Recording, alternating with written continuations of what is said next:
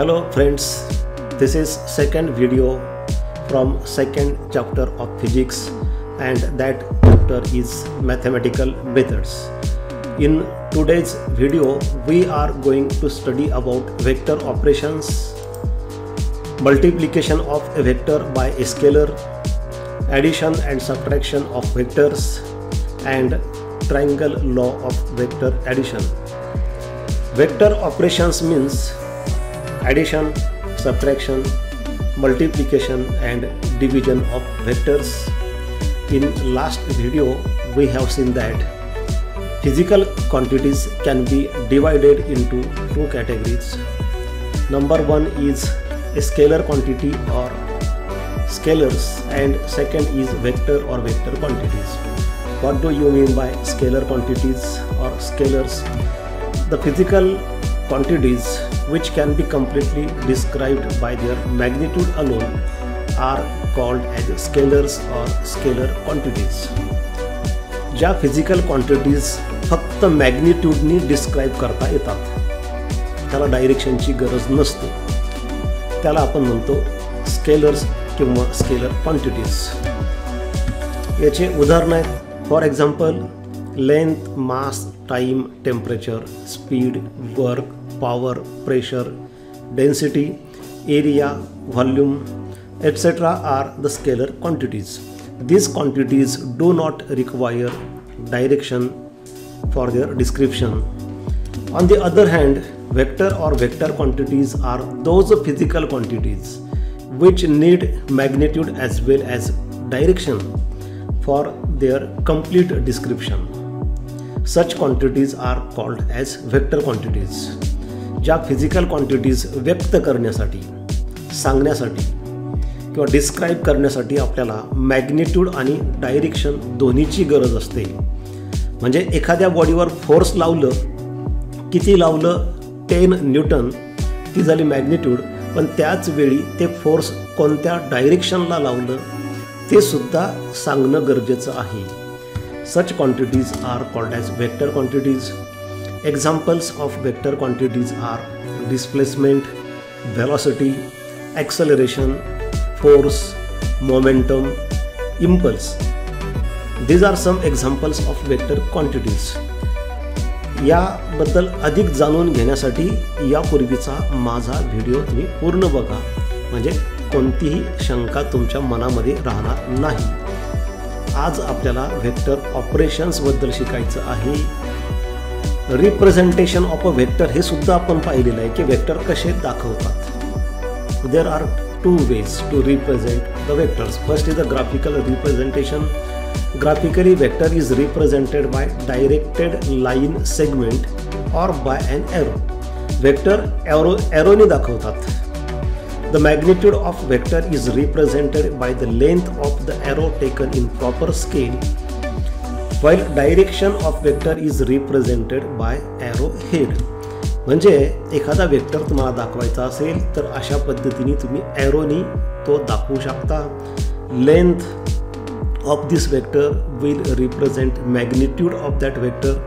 म्हणजे समजा एक फोर्स असेल तर किती न्यूटन फोर्स आहे, 100, 200, 300, 400, 500 न्यूटन, तर ते लांबीवर ठरतं. प्रॉपर स्केल, योग्य ते प्रमाण तुम्हाला निवडावं लागतं. तुम्ही घेऊ शकता 1 सेंटीमीटर इक्वल टू 100 न्यूटन, म्हणजे मग 200 न्यूटन असेल तर 2 सेंटीमीटर, 500 न्यूटन असेल तर 5 सेंटीमीटरची तुम्हाला ही लाईन काढावी लागेल.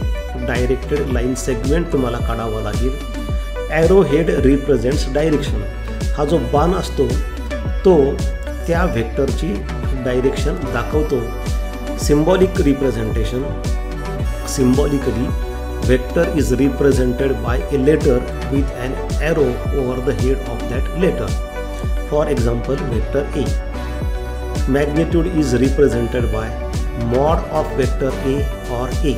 म्हणजे एखादी क्वांटिटी व्हेक्टर आहे हे तुम्हाला दाखवायचं असेल तर त्या क्वांटिटीसाठी जो सिम्बॉल तुम्ही वापरलेला आहे, समजा ABCD जे काय असेल, तर त्याच्या डोक्यावरती ॲरो तुम्ही काढला तर समजायचं की क्वांटिटी व्हेक्टर आहे. आता त्याला दोन्ही गोष्टी आहेत, मॅग्निट्यूड आणि डायरेक्शन. त्याची फक्त मॅग्निट्यूड दाखवायची असेल तर असं तुम्ही लिहू शकता. वेक्टर ए किंवा ए असं लिहायचं, म्हणजे तो वेक्टर आहे पण इथं फक्त मॅग्निट्यूड दाखवलेली आहे. तर हे आपलं सगळं यापूर्वीच्या व्हिडिओमध्ये झालेलं आहे. आता जेव्हा तुम्ही एखाद्या वेक्टरला स्केलरनी मल्टिप्लाय करता तेव्हा काय होईल, एक लक्षात घ्या. When scalar is multiplied by scalar we get scalar, but when vector is multiplied by scalar what we get, when vector is multiplied by a scalar the result is vector quantity. जेव्हा कुठल्याही vector क्वांटिटीला तुम्ही scalar क्वांटिटीने multiply करता तेव्हा तुम्हाला उत्तर हे vector quantity मिळतं. For example, Wien velocity, we know velocity is a vector because it has both magnitude as well as direction. When velocity, which is vector quantity, is multiplied by mass, which is a scalar quantity, we get momentum, vector p, which is vector quantity. जेव्हा तुम्ही velocityला vector v ला तुम्ही मासनी m नी multiply करता तेव्हा तुम्हाला momentum मिळतं आणि ते वेक्टर असतं. That means vector p is equal to m into vector v. म्हणजे बघा इथं काय केलं आपण, वेक्टर v ही व्हेलॉसिटी आहे, ती वेक्टर क्वांटिटी आहे, त्याला दोन्ही गोष्टी आहेत मॅग्निट्यूड आणि डायरेक्शन. त्याला तुम्ही मासनी मल्टिप्लाय केलं, मास ही स्केलर क्वांटिटी आहे, त्याला फक्त मॅग्निट्यूड आहे, त्याला डायरेक्शन नाही. तेव्हा तुम्हाला जे उत्तर मिळतं मोमेंटम, ती मोमेंटम वेक्टर क्वांटिटी आहे. म्हणजे त्याला दोन्ही गोष्टी आहेत, मॅग्निट्यूड पण आहे आणि डायरेक्शन पण आहे. मग याची डायरेक्शन कोणती असेल तर जी व्हेलॉसिटीची डायरेक्शन तीच मोमेंटमची डायरेक्शन, मासला तर काही डायरेक्शन नाही.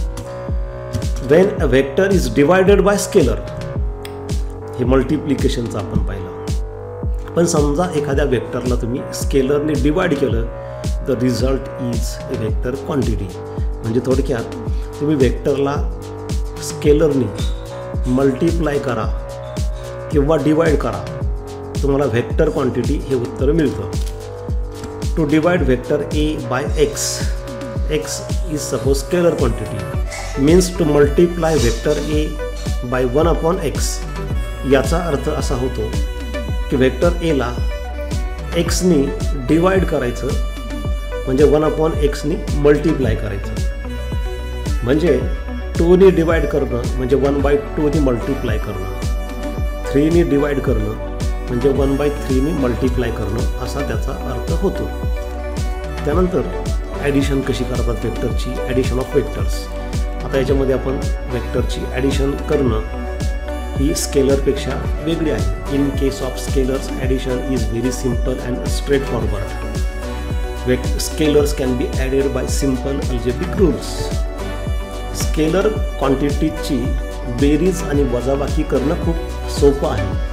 आपले नेहमीचे जे नियम आहेत बेरीज आणि वजाबाकीचे, त्या नियमांच्या आधारे आपण त्यांची बेरीज आणि वजाबाकी करू शकतो. उदाहरणार्थ की समजा मास ही स्केलर क्वांटिटी आहे, we know that mass is a scalar quantity and suppose in a box we have taken a sugar whose mass is suppose that mass is equal to say 5 kg. आता यामध्ये आपण काय केलं, त्या बॉक्समध्ये अजून काही शुगर ॲड केली आणि ती आपण त्यामध्ये टाकली समजा 3 kg. म्हणजे आधी त्या बॉक्समध्ये 5 kg शुगर होती, साखर होती, त्याच्यामध्ये अजून आपण शुगर ॲड केली, त्या बॉक्समध्ये अजून 3 किलो भरली, तर टोटल शुगर किती झाली तर आपण काय करणार 5 kg plus 3 kg is equal to 8 kg. हे सरळ उत्तर आपल्याला मिळतं. म्हणजे या ठिकाणी आपण जे अल्जेब्राचे नियम आहेत, लॉज ऑफ अल्जेब्रा, बेरीज वजाबाकीचे, त्याच्या सहाय्याने सरळ बेरीज करतो. ही झाली ॲडिशन. पण समजा आता याच ठिकाणी असं गृहीत धरा की त्या बॉक्समध्ये 5 kg शुगर आहे, 5 किलो साखर त्या बॉक्समध्ये त्या डब्यामध्ये भरलेली आहे. परंतु आपण काय केलं, त्याच्यातून आता 3 किलो साखर बाहेर काढली. म्हणजे मग राहिली किती तर आपण काय करणार 5 मायनस करणार. या ठिकाणी 5 kg मायनस 3 kg किती होईल तर ती होईल 2 kg. म्हणजे स्केलर क्वांटिटीजची ॲडिशन किंवा सबट्रॅक्शन करणं खूप सोपं असतं. But in case of vectors the addition or subtraction is not so simple, so straightforward, because here direction plays important role. For example, suppose we apply a force on a body, and suppose that force acting on a body is in this direction. That force is suppose a 10 Newton force. समजा आपण या डायरेक्शनला त्या बॉडीवरती एक 10 Newton force apply केलेला आहे, आणि त्याच वेळी त्या बॉडीवरती आपण आणखी एक दुसरं फोर्स अप्लाय केलं आणि ते फोर्स समजा 5 न्यूटन आहे असं गृहीत धरा, आणि ते सुद्धा याच डायरेक्शनला अप्लाय केलेलं आहे. म्हणजे टोटल फोर्सेस किती झाले तर या एकाच डायरेक्शनला असल्यामुळं 10 न्यूटन प्लस 5 न्यूटन ते या ठिकाणी होईल 15 न्यूटन. पण आता जर समजा याची डायरेक्शन आपण बदलली, म्हणजे हे दोन्ही फोर्सेस जे आहेत त्यांची डायरेक्शन आपण बदलली, त्यापैकी एका फोर्सची वेक्टरची आपण डायरेक्शन बदलली, अशा पद्धतीने इकडे केली, तर आता हे 10 प्लस 5 15 होणार नाही, वेगळंच काहीतरी आन्सर येतं. ही डायरेक्शन आपण ज्या पद्धतीने ह्या वेक्टरची दुसऱ्या वेक्टरची किंवा पहिल्या वेक्टरची डायरेक्शन बदलू, त्या पद्धतीने दोघांची ही ॲडिशन बदलत राहते. So in case of vectors we have to consider their direction also, and depending upon directions we get various possible answers. तर दोन फोर्सेस 10 न्यूटन आणि 15 न्यूटन याचं उत्तर किती पण असू शकतं. याचं कमीत कमी उत्तर किती असू शकतं तर दोघांचं वजाबाकी करा, सबट्रॅक्शन करा, 10 - 5 न्यूटन होईल.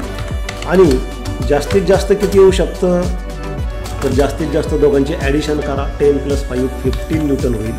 तर या 5 न्यूटन टू 15 न्यूटनच्या मध्ये ह्या दोघांचं उत्तर काहीही येऊ शकतं.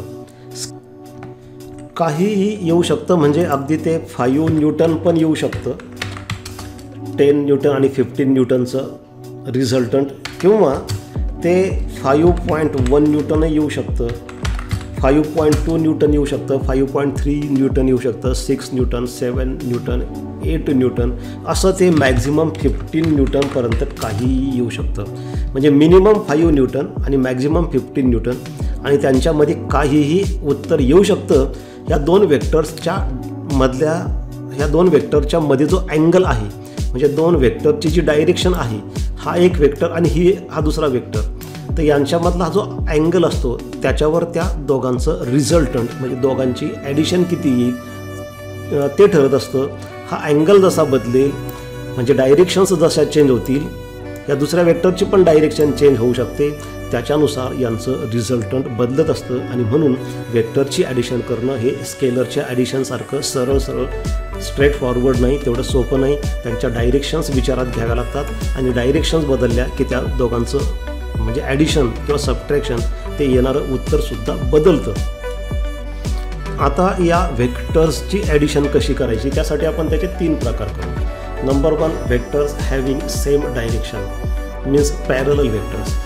ज्या वेक्टरची डायरेक्शन सेम असते त्यांना पॅरलल वेक्टर्स म्हणतात. आणि आणखी एक लक्षात घ्या, you can add the vectors of same type only, means describing the same physical quantities. म्हणजे फोर्स वेक्टर आहे हे आपल्याला माहीत आहे, आणि व्हेलॉसिटी पण वेक्टर आहे, पण त्या वेगळ्या फिजिकल क्वांटिटीज झाल्या. फोर्स तुम्ही व्हेलॉसिटीमध्ये ॲड करू शकत नाही, तुम्ही फोर्समध्ये फोर्सच ॲड करू शकता, व्हेलॉसिटीमध्ये व्हेलॉसिटीच ॲड करू शकता, म्हणजे सिमिलर क्वांटिटीज पाहिजे. आता जर समजा दोन वेक्टर्स पॅरलल असतील म्हणजे त्यांच्या डायरेक्शन सेम असतील तर या ठिकाणी ॲडिशन खूप सोपी होते. If individual vectors are parallel, that is in the same direction, the magnitude of their resultant is the addition of individual magnitudes, and direction of resultant is the same as that of individual vectors.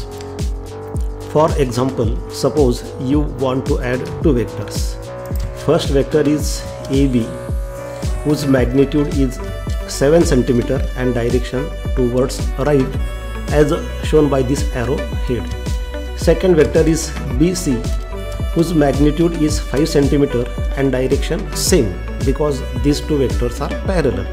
हे दोन्ही vectors parallel आहेत, आणि parallel vectors कसे add करायचे ते आपण इथं बघत आहोत.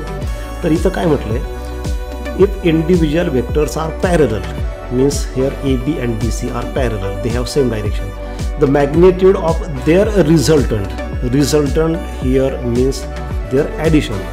म्हणजे ए बी हा एक वेक्टर झाला, बी सी हा दुसरा वेक्टर झाला, यांची बेरीज करायची आहे. त्यांना म्हणतात कॉम्पोनंट व्हेक्टर्स. ज्या व्हेक्टर्सची आपण बेरीज करणार आहे त्यांना कॉम्पोनंट्स म्हणायचं. आणि या दोघांची बेरीज केल्यानंतर जो तिसरा वेक्टर आपल्याला मिळणार आहे, त्यांचं उत्तर जे मिळणार आहे, जी बेरीज मिळणार आहे, त्याला म्हणतात रिझल्टंट. तर काय म्हटलंय, the magnitude of their resultant म्हणजे ह्या दोघांचा रिझल्टंट म्हणजे या दोघांची जी बेरीज येईल त्याची मॅग्निट्यूड किती असेल, is the addition of individual magnitudes. म्हणजे पहिल्याची मॅग्निट्यूड किती 7, दुसऱ्याची मॅग्निट्यूड किती 5. तर ह्या झाल्या इंडिव्हिज्युअल मॅग्निट्यूड्स, यांची ॲडिशन म्हणजे 7 + 5. म्हणजे आपल्याला रिझल्टंट वेक्टर अशा पद्धतीने मिळेल. A C is a resultant, its magnitude will be 12 centimetre. 7 + 5 = 12 centimetre. याचा अर्थ जेव्हा डायरेक्शन्स सेम असतात, जेव्हा व्हेक्टर्स पॅरलल असतात, तेव्हा त्यांची रिझल्टंटची मॅग्निट्यूड काढण्यासाठी सरळ बेरीज करायची. आता येणारा तिसरा जो असणार आहे तो पण व्हेक्टरच असणार आहे, त्याला डायरेक्शन असणारच आहे. किंवा जेव्हा आपण व्हेक्टर म्हणतो त्याच्यामध्ये डायरेक्शनला तेवढंच महत्त्व द्यायचं जेवढं मॅग्निट्यूडला आहे. त्यामुळे हा जो ए सी मिळाला तो झाला रिझल्टंट झाला ए बी आणि बी सीचा. तर हा जो ए सी मिळाला त्याची मॅग्निट्यूड 12 आली, म्हणजे 7 + 5 सरळ बेरीज. आणि त्याची डायरेक्शन कोणती, तर त्यामध्ये त्याबद्दल डायरेक्शनबद्दलही सांगितलं. And the direction of resultant is same as that of individual vectors. Individual व्हेक्टरची डायरेक्शन कोणती आहे, दोघांची एकच आहे कारण पॅरलल आहे. तीच डायरेक्शन रिझल्टंट व्हेक्टरची मिळेल. म्हणजे थोडक्यात काय, जेव्हा व्हेक्टर्स पॅरलल असतात तेव्हा मॅग्निट्यूडची सरळ बेरीज करायची. 7 + 5 12 करायचं, 4 + 4 असेल तर 8 करायचं, 5 + 5 असेल तर 10 करायचं, 10 + 10 असेल तर 20 करायची. सरळ बेरीज करायची. आणि डायरेक्शन कोणती मिळेल रिझल्टंटची, तर जी त्या दोघांची आहे ए बी आणि बी सी, ज्यांची बेरीज करतो त्या दोन वेक्टरची जी आहे डायरेक्शन तीच रिझल्टंटची मिळते. For example in figure vector A C mod of vector A C, म्हणजे हा ए सी रिझल्टंट आहे, म्हणजे बेरीज आहे, ॲडिशन आहे. मॉड लिहिलं म्हणजे त्याची मॅग्निट्यूड काढायची आहे. तर काय म्हटलं, is equal to mod of A B vector A B, म्हणजे ए बीची मॅग्निट्यूड म्हणजे 7 plus mod of vector B C, म्हणजे बी सी हा जो वेक्टर आहे त्याची मॅग्निट्यूड. मॉड्युलसमध्ये लिहितो म्हणजे फक्त मॅग्निट्यूड्स. मग या ठिकाणी ठेवा 7 + 5, इथं उलटं झालं. 7 + 5 = 12 सेंटीमीटर. 7 आधी पाहिजे, 5 नंतर पाहिजे, 12 सेंटीमीटर.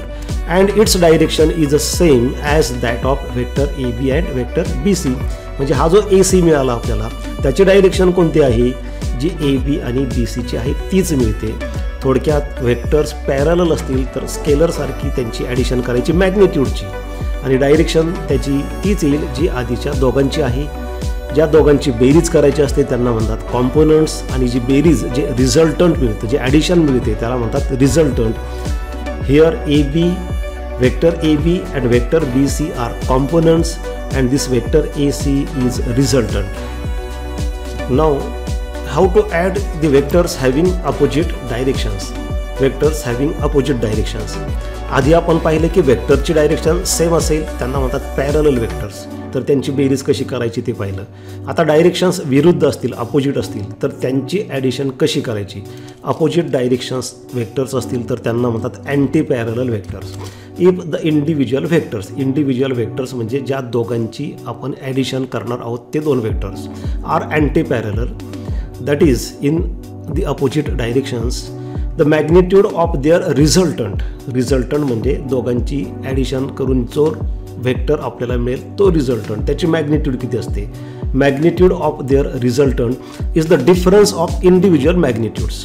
म्हणजे इथं फरक काढायचा, दोन मॅग्निट्यूड्समधला फरक काढायचा.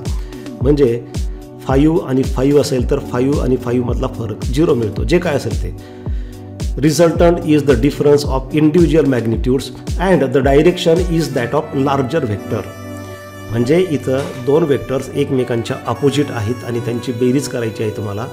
तर बेरीज करताना मॅग्निट्यूड काढताना ज्या त्या दोघांची मॅग्निट्यूड इंडिव्हिज्युअल व्हेक्टरची मॅग्निट्यूड आहे त्यांच्यामधला फरक काढायचा म्हणजे वजाबाकी करायची आणि डायरेक्शन रिझल्टंट वेक्टरची कोणती मिळेल, तर ज्या दोघांची तुम्ही बेरीज करता त्यातला जो मोठा वेक्टर असेल त्याची जी डायरेक्शन असेल ती रिझल्टंटची असेल. उदाहरणार्थ for example suppose here are two vectors. First is vector A B having a magnitude of 11 newton. So this is a force vector now. हे फोर्स आहे कारण न्यूटन हे फोर्सचं युनिट आहे. म्हणजे या दिशेला आपण एक फोर्स लावलेला आहे राईटला आणि त्याच बॉडीवरती आपण अपोजिट डायरेक्शनला एक फोर्स लावलं बी सी. ॲरो हेड बघा लेफ्टला आहे आणि त्याची मॅग्निट्यूड आहे 5 न्यूटन. म्हणजे कसं आहे की समजा एखादी कार उभी आहे आणि त्या कारवरती एकाने राईट साईडला फोर्स लावलं म्हणजे फॉरवर्ड डायरेक्शनला फोर्स लावलं म्हणजे तो कारच्या मागं उभा आहे आणि मागून त्यांनी कार पुढं ढकलण्याचा प्रयत्न करतो. तो 11 न्यूटनचा फोर्स लावलेला आहे. आणि दुसरी व्यक्ती काय करते, कारच्या समोर उभी आहे आणि अपोजिट डायरेक्शनला म्हणजे तो मागं ढकलण्याचा प्रयत्न करतो 5 न्यूटनचा फोर्स लावलेला आहे. तर दोघांचं रिझल्टंट किती आता, तर या ठिकाणी अपोजिट डायरेक्शन असल्यामुळे 11 + 5 म्हणजे 16 न्यूटन होणार नाही. सेम डायरेक्शन असतात तर ते झालं असतं. या ठिकाणी दोघांमधला फरक काढायचा. मग दोघांमधला फरक किती येतो, 11 - 5 किती येतं, 6 न्यूटन आलं. म्हणजे हे झाली magnitude of resultant vector. So here A C is a resultant and A B and B C are components. ज्या दोघांची बेरीज करायची त्यांना म्हणतात कॉम्पोनंट्स आणि जी बेरीज मिळते त्याला म्हणतात resultant. A C is a resultant. रिझल्टंटची मॅग्निट्यूड किती आली, ती आली 6 न्यूटन. 6 न्यूटन कशी आली, डिफरन्स बिटवीन इंडिव्हिज्युअल मॅग्निट्यूड्स, त्याच्यामधला फरक. आता फरक काढताना जे मॅग्निट्यूड मोठे असेल त्याच्यातून लहान मॅग्निट्यूड मायनस करा. समजा आधीचं 5 असतं आणि नंतरचं 11 असतं तरी डिफरन्स 6 न्यूटन आला असता. आता हा जो आपल्याला ए सी मिळतो तो व्हेक्टर आहे. व्हेक्टर म्हटलं की त्याच्यामध्ये दोन्ही गोष्टीला तेवढंच महत्त्व द्यायचं. मॅग्निट्यूड मिळाली 6 न्यूटन. त्याच्या डायरेक्शनचं काय, तर काय सांगितलं आहे, direction of resultant vector is a same as that of larger vector. आता हा ए बी आणि बी सी याच्यामधला मोठा वेक्टर कोणता आहे, तर आपल्याला सरळ दिसतंय की ए बी हा मोठा वेक्टर आहे. मग त्याची जी डायरेक्शन आहे तीच रिझल्टंटची म्हणजे ए सीची आली. आता ए बी राईटला आहे म्हणून ए सी सुद्धा राईटला आहे. इथं जर उलट असतं, समजा ए बी लहान असता 5 न्यूटन आणि बी सी मोठा असता 11 न्यूटन, तर बी सीची डायरेक्शन लेफ्टला, ती डायरेक्शन ए सीची मिळाली असती लेफ्टला. So mathematically here we can write for example in following figure vector A C mod of vector A C म्हणजे हा जो रिझल्टंट आहे त्याची मॅग्निट्यूड फक्त काढतोय आपण या ठिकाणी, is equal to modulus of mod of vector A B म्हणजे पहिल्या वेक्टरची magnitude minus mod of vector B C म्हणजे दुसऱ्या वेक्टरची मॅग्निट्यूड. आता ते आपल्याला माहिती आहे 11 - 5 किती आलं 6. मॉड्युलसमध्ये आलं 6. आता तो पॉझिटिव्ह असल्यामुळे पॉझिटिव्हच उत्तर मिळणार. हे मॉड्युलस घेतलं ना याचा अर्थ काय होतो की समजा पहिला 5 असता आणि दुसरा 11 असता तर इथं काय झालं असतं 5 - 11 -6.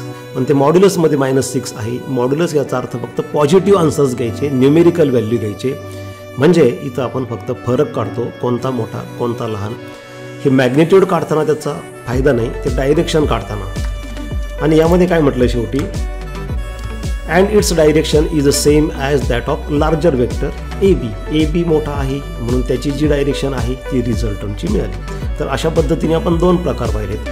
Wien vectors have same direction means parallel vectors and second type means Wien vectors have opposite directions means anti parallel vectors. पण जर समजा वेक्टर्स पॅरललही नसतील आणि अँटी पॅरललही नसतील, त्यांच्या डायरेक्शन्स ह्या वेगळ्याच कुठंतरी असतील, तर मग त्यांची ॲडिशन कशी करायची, तर त्यासाठी काही ग्राफिकल मेथड्स असतात. 2 मेथड्स असतात. एक असते लॉ ऑफ ट्रायंगल आणि दुसरे असते लॉ ऑफ पॅरलेलोग्राम. तर त्यातली आपण लॉ ऑफ पॅरलेलोग्राम ही नंतर बघणार आहोत. आज आपण आता लॉ ऑफ ट्रायंगल पहिल्यांदा बघू. Now try to understand this triangle law of vector addition. हा कधी वापरायचा, जेव्हा 2 वेक्टर्स पॅरललही नाहीत किंवा अँटी पॅरललही नाहीत. काय आहे नेमका triangle law, if 2 vectors describing the same physical quantity म्हणजे 2 फिजिकल क्वांटिटीज ह्या सेम पाहिजेत. म्हणजे कसं की दोन्ही फोर्स पाहिजे किंवा दोन्ही व्हेलॉसिटी किंवा दोन्ही डिस्प्लेसमेंट, तरच त्यांची ॲडिशन करता येईल. एक क्वांटिटी फोर्स आहे आणि दुसरी व्हेलॉसिटी आहे, दोघांची ॲडिशन नाही करता येणार. If 2 vectors describing the same physical quantity are represented in magnitude and direction by the two sides of a triangle taken in order, then their resultant is represented in magnitude and direction by the third side of a triangle drawn in opposite sides from the starting point of first vector to the end point of second vector. विद्यार्थी मित्रांनो, हे statement थोडं लेंदी आहे. खाली काही diagrams मी दाखवतो, त्याच्यावरून याचं मीनिंग मी तुम्हाला सांगतो. तर पहा, समजा हा एक वेक्टर आहे, that is PQ which is vector A. That may be force, velocity, displacement, acceleration, momentum, any vector. तो PQने दाखवलेला आहे. आता इथं काय म्हटलं, इफ टू वेक्टर्स, म्हणजे दोन वेक्टर्स पाहिजे. तर दुसरा वेक्टर कोणता आहे, समजा हा आहे RS which is vector B. That means there are two vectors, vector A and vector B. Both must describe the same physical quantity. म्हणजे दोन्ही फोर्स तरी पाहिजे किंवा दोन्ही व्हेलॉसिटी पाहिजे. एक फोर्स एक व्हेलॉसिटी असं नाही. दोघांच्या डायरेक्शन्स वेगळ्या आहेत बघा. एकाची राईटला आहे, एकाची अशी वर चालली आहे. दोघांच्या मॅग्निट्यूड डिफरंट आहेत. मॅग्निट्यूड लेंथवरून समजते आपल्याला. जेवढी मॅग्निट्यूड जास्त तेवढी त्या वेक्टरची लेंथ जास्त. दोघांच्या लेंथ सारख्या नाहीत, म्हणजे दोघांच्या मॅग्निट्यूड्स वेगवेगळे आहेत. तर पहिलं जे वाक्य आहे त्याचा अर्थ काय, if two vectors describing the same physical quantity are represented in magnitude and direction by two sides of a triangle. आता ट्रायंगल अजून आपल्याला कंप्लीट करायचं आहे. म्हणजे दोन वेक्टर्स आहेत E आणि B. They are represented in magnitude and direction. म्हणजे हे वेक्टर्स मॅग्निट्यूड पण दाखवतात त्या फिजिकल क्वांटिटीची, कारण लेंथ वरून मॅग्निट्यूड समजते आणि ॲरो हेडवरून डायरेक्शन. तसंच B साठी सुद्धा. म्हणजे दोन्ही वेक्टर्स दाखवतात दोन फिजिकल क्वांटिटीच्या magnitudes and direction are represented in magnitude and direction by two sides of a triangle. आता ट्रायंगल कंप्लीट करायचं आहे आपल्याला. तर त्यासाठी काय करायचं, हा ट्रायंगल कंप्लीट करण्यासाठी हा वेक्टर RS जसाच्या तसा इकडं शिफ्ट करायचा. म्हणजे त्याचं लोकेशन, त्याची पोझिशन, त्याची जागा बदलायची. वेक्टर त्याचं लोकेशन बदलताना, त्याची जागा बदलताना आपण तो वेक्टर बदलणार नाही याची काळजी घ्यायची. वेक्टर बदलणार नाही म्हणजे काय, त्याची मॅग्निट्यूड आणि डायरेक्शन बदलणार नाही. म्हणजे मॅग्निट्यूड म्हणजे ही लेंथ बदलणार नाही. म्हणजे हा वेक्टर आपण या ठिकाणी जो दिसतोय RS, तो आपण इथं Q या पॉईंटजवळ आणणार. ते करताना आपण ह्या वेक्टरची मॅग्निट्यूड म्हणजे त्याची लेंथ आहे तीच ठेवणार आणि त्याची डायरेक्शन जी वर आहे तीच ठेवणार. डायरेक्शन बदलणार नाही, म्हणजेच तो वेक्टर तोच राहील. अन्यथा याची लेंथ तुम्ही कमी जास्त केली किंवा डायरेक्शन इकडं तिकडं केली तर तो वेक्टर बदलेल, मग ते चुकीचं होईल. म्हणून आता पहा, हा वेक्टर आहे A. आता ट्रायंगल आपण कंप्लीट करू. दुसरा वेक्टर जो होता बघा इथं RS, तो आपल्याला पुढं शिफ्ट करायचा आहे, कारण ट्रायंगल कंप्लीट करण्यासाठी ते एकाच्या नंतर दुसरा आला पाहिजे. म्हणून आपण आता शिफ्ट करतोय बघा इथं. हा शिफ्ट झाला वेक्टर इथं. बरोबर आपण पहिल्याच्या ॲरो हेडजवळ दुसऱ्याचं टेल आणलेलं आहे. याला म्हणतात इन ऑर्डर. हा जो पुढे शब्द आला आहे ना, to sides of a triangle taken in order. In order म्हणजे कसा की एकाच्या पहिल्याच्या हेडजवळ दुसऱ्याचं टेल आलं पाहिजे. म्हणजे पहिला वेक्टर संपला की दुसरा सुरू झाला पाहिजे, त्याला म्हणतात इन ऑर्डर. हा जर उलटा असताना दोघांचे हेड एका ठिकाणी आणले असते किंवा दोघांचे टेल एका ठिकाणी, म्हणजे हाच वेक्टर RS जर मी इकडं P जवळ आणला असता तर त्याला अपोजिट ऑर्डर म्हटलं असतं. म्हणजे हे आपण पहिला वेक्टर संपला, वेक्टर A, जिथं त्याचं हेड संपतं तिथं दुसऱ्याचं टेल सुरू होतं, त्याला म्हणतात in order. Then there resultant is represented. म्हणजे आता या दोघांचा रिझल्टंट A आणि B हे दोन वेक्टर्स आहेत. पहा आता, if two vectors describing the same physical quantity, म्हणजे A आणि B हे एकाच फिजिकल क्वांटिटी म्हणजे फोर्सचेच आहेत, दोन्ही फोर्स आहेत, are represented in magnitude and direction by two sides of a triangle. आता हे E आणि B ह्या दोन साईड झाल्या ट्रायंगलच्या. टेकन इन ऑर्डर म्हटलंय, म्हणजे क्रमाने घेतलेत, एक संपला की दुसरा सुरू झाला. Then there resultant is represented. तेव्हा या दोघांचं जे काय उत्तर मिळणार आहे E आणि B ची जी ॲडिशन मिळणार आहे आपल्याला, त्याला म्हणायचं रिझल्टंट. हे झाले कॉम्पोनंट्स. मी मगाशी तुम्हाला सांगितलं की ज्या वेक्टरची ॲडिशन करायची त्यांना म्हणा कॉम्पोनंट्स, आणि जे ॲडिशन मिळणार आहे त्याला म्हणायचं रिझल्टंट. तर A आणि B हे कॉम्पोनंट झाले. देन देअर रिझल्टंट म्हणजे या दोघांचा resultant is represented in magnitude and direction by third side of a triangle taken in opposite sides. म्हणजे आता तिसरी साईड काढावं लागेल. तर तिसरी साईड आपण अशी काढणार. बघा P to S काढलेली आहे. आपण S to P नाही काढलेली, म्हणजे ॲरो खाली नाही, तो तिकडं आलेला आहे. कारण त्याचं पण इथं स्पष्टीकरण एक्सप्लेनेशन या सेंटेन्समध्ये दिलेलं आहे. Then there resultant is represented in magnitude and direction by third side of a triangle. म्हणजे तिसरी साईड झाली ती ह्या ए आणि बीचं रिझल्टंट देते इन मॅग्निट्यूड अँड डायरेक्शन. कारण जो रिझल्टंट आपल्याला मिळणार आहे त्याला म्हणू आपण वेक्टर सी. तर हा जो वेक्टर सी आहे ए आणि बीचा रिझल्टंट आहे, त्याला मॅग्निट्यूड असणार आहे, ही लेंथ म्हणून कळणार आहे, त्याला डायरेक्शन पण असणार आहे कारण तो वेक्टर आहे. तेव्हा त्याची डायरेक्शन कोणती, तर ॲरो हेडनी. आणि पुढं काय म्हटलं आहे, in opposite sense. Opposite sense म्हणजे अपोजिट ऑर्डर. म्हणजे बघा मी तुम्हाला सांगितलं की इन ऑर्डर म्हणजे काय, तर एकाच्या हेडजवळ दुसऱ्याचं टेल येतं. आता हा जर असा उलट काढला असता एस पासून पी पर्यंत, म्हणजे एस संपल्यानंतर पी सुरू झालं असतं, म्हणजे हेडजवळ टेल आलं असतं. आणि इथं पण ह्या म्हणजे सी वेक्टर सीच्या हेडजवळ पी म्हणजे वेक्टर एचं टेल आलं असतं. पण तसं नाही, आपण तो अपोजिट ऑर्डरनी काढला. त्याला म्हणायचं इन अपोजिट सेन्स. म्हणजे काय म्हटले, from the starting point of first vector. म्हणजे फर्स्ट वेक्टर हा जो आहे वेक्टर ए, त्याचा स्टार्टिंग पॉईंट पी, तिथून स्टार्ट केला आपण. Starting point of first vector to the end point of second vector. Second vector कोणता आहे बी, त्याचा एंड पॉईंट कोणता आहे एस, तिथपर्यंत आपण काढला. हा झाला वेक्टर सी, झाला resultant. So this is triangle law of vector addition. म्हणजे याच्यामध्ये कसं असतं की जेव्हा दोन वेक्टर्स तुम्हाला ॲड करायचे आहेत, ॲडिशन करायचे दोन वेक्टरची, आणि ते दोन वेक्टर्स सेम डायरेक्शनला नाही किंवा अपोजिट डायरेक्शनला नाही. आपण पाहिलं की जर पॅरलल असतील तर सरळ सरळ बेरीज, अपोजिट असतील तर वजाबाकी. पण इथं पॅरलल नाहीत, अँटी पॅरलल नाही. मग इथं कसं काढायचं, तर लॉ ऑफ ट्रायंगल वापरायचा. म्हणजे ज्या दोघांची बेरीज करायची ते ट्रायंगलच्या दोन बाजूनी दाखवायचे इन मॅग्निट्यूड अँड डायरेक्शन.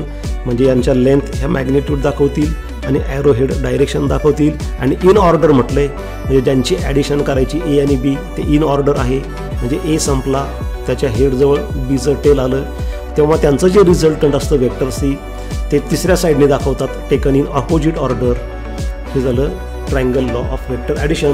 याच्यामध्ये काय होतं की समजा ए हा जर समजा असं गृहीत धरा की तो 7 आहे आणि बी 5 आहे, तर 7 + 5 ॲक्च्युली आपल्याला काय वाटतं की 12 व्हायला पाहिजे, 7 आणि 5 12 व्हायला पाहिजे. पण इथं ते तसं मिळत नाही. हे ॲक्च्युली लेंथ मोजून आपल्याला काढावी लागते. म्हणजे पहा तुम्ही समजा 7 सेंटीमीटर मोजून घ्या, हे 5 सेंटीमीटर मोजून घ्या, आणि तिसरी साईड काढल्यानंतर ती 12 सेंटीमीटर नाही भरत, ती जी काय भरेल ती मॅग्निट्यूड असेल रिझल्टंटची, आणि हे ॲरो हेड त्याची डायरेक्शन दाखवणार आहे. आता हा अँगल जसा बदलेल, बघा हा अँगल जर कमी झाला तर हा वेक्टर जो आहे बी तो असा इकडे येणार आणि वेक्टर सी लहान होणार आहे. म्हणजे ह्या दोघांच्या डायरेक्शनवर त्या रिझल्टंटची मॅग्निट्यूड आणि डायरेक्शन ठरत असते. हे झालं वेक्टर्स ॲडिशनबद्दल. आपण 3 प्रकार पाहिले.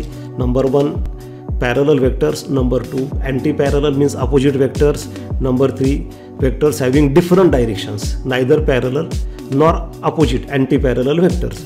हे सगळं ॲडिशनबद्दल पाहिले. पण समजा आपल्याला एखादं वेक्टर सबट्रॅक्ट करायचं असेल, ए वेक्टर ए मायनस वेक्टर बी करायचं असेल तर कसं करायचं, तर इथं सांगितलेलं आहे subtraction means addition of negative vector. Subtraction करायचं म्हणजे काय करायचं, तर जो वेक्टर आपल्याला सबट्रॅक्ट करायचा आहे त्याचं निगेटिव्ह घेऊन ते ॲड करायचं. म्हणजे कसं, समजा हे 2 वेक्टर्स आहेत. Vector A that is represented by PQ, that vector A is directed towards right. There is another vector, say vector B, which is represented by RES. Now you have to find out vector A minus vector B. Addition करायचे असतं तर काय केलं असतं, तुम्ही मगाशी आपण पाहिलं, हा वेक्टर तुम्ही Q जवळ इथं घेतला असता, ट्रायंगल कंप्लीट केला असता आणि तुम्हाला ते वेक्टर A + वेक्टर B मिळालं असतं. आता इथं तुम्हाला सबट्रॅक्शन करायचं आहे, तर काय करणार तुम्ही, हा वेक्टर A आहे, जसाच्या तसं पुढं आपण घेतला, तो मॅग्निट्यूड किंवा डायरेक्शन आपण बदलली नाही, म्हणजे तोच वेक्टर आपण फक्त जागा बदलली. आता हा वेक्टर बी जो आहे तो आपण पुढं शिफ्ट करून घेऊ. हा तो वेक्टर बी आहे, आपल्याला ए मायनस बी काढायचा आहे. तर पहिल्यांदा आपण इथं त्याला पुढं क्यू या पॉईंटजवळ म्हणजे वेक्टर एच्या हेडजवळ बीचं टेल आपण आणू.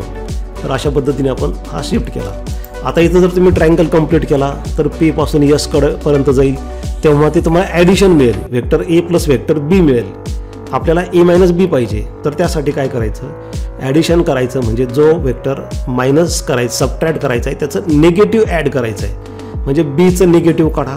वेक्टर बीचं निगेटिव्ह म्हणजे काय, निगेटिव्ह वेक्टरची डेफिनेशन आपण यापूर्वीच्या व्हिडिओमध्ये पाहिलेली आहे. Vectors having same magnitude but opposite directions, म्हणजे याची मॅग्निट्यूड न बदलता याची फक्त डायरेक्शन बदला. म्हणजे जी वर दिसते डायरेक्शन ती खाली आणायची आहे, तर ते आपण असं करणार आहे. पहा इथं हा झाला मायनस बी. आपण काय केलं, त्याची लेंथ काही बदलली नाही वेक्टर बीची, म्हणजे मॅग्निट्यूड नाही बदलली, फक्त त्याची डायरेक्शन वर होती, त्याच्या अपोजिट डायरेक्शन घेतली, म्हणून तो मायनस बी वेक्टर झाला. आता या दोघांची ॲडिशन करायची आहे. ॲडिशन करायची म्हणजे लॉ ऑफ ट्रायंगल वापरायचा. ट्रायंगलची तिसरी साईड कंप्लीट करायची. ही आपण ट्रायंगलची तिसरी साईड कंप्लीट केली. आता हा जो वेक्टर आपल्याला मिळालेला आहे ब्ल्यू कलरमध्ये, तो झाला वेक्टर सी आणि तो झाला vector A minus vector B. Vector A plus vector B नाही तो, आता तो झाला vector A minus vector B आणि तो झाला रिझल्टंट, म्हणजे झालं सबट्रॅक्शन. अशा पद्धतीने आपण वेक्टरचं सबट्रॅक्शन करतो. ॲडिशन आणि सबट्रॅक्शन दोन्हीसाठी आपण लॉ ऑफ ट्रायंगलच वापरतो. सबट्रॅक्शन करायचं म्हणजे निगेटिव्ह वेक्टर ॲड करायचा. तर अशा पद्धतीने आपण वेक्टरची ॲडिशन कशी करायची त्याबद्दल शिकलोय. Thanks for watching. विद्यार्थी मित्रांनो, चॅनल अजून सबस्क्राईब केलं नसेल तर सबस्क्राईब करा. व्हिडिओज तुमच्या विद्यार्थी मित्रांना शेअर करा. व्हिडिओज पूर्ण बघा. थँक्यू.